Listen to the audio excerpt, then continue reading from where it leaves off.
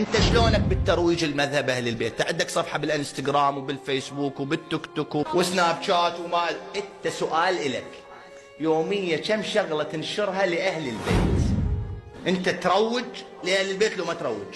انت عندك صفحه تنشر بها احاديث لاهل البيت ومحاضرات وحكم وقصائد ولطميات وتدافع عن شبهات، تدفع الشبهات لو ما لك دخل؟ يا اخي اللي يفحطون بالسيارات عندهم آلاف الجروبات، انت ليش ما عندك هيك شيء؟ الناس اللي يشتغلون اشياء بسيطه، ناس مش ينشرون ويثقفون وما ادري، انت ليش بتشتغل؟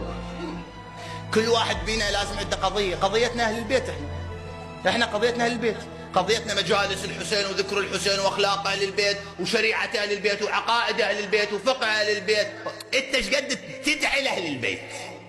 انت ايش قد تنشر؟ كل واحد بينا الان هو اعلامي وهو قاعد ببيته، كل واحد بينا الان عنده صفحه بالفيسبوك، اقلها اقل شيء بها 3000، اقل شيء بها 2000، اذا تنشر شيء بسيط الان فد 15000 يشوفوك، فد 10000، فد 4000. انشر روايات من نهج البلاغه، انشر احاديث من بحار الانوار، انشر سولف يا اخي، ابذل في ال محمد،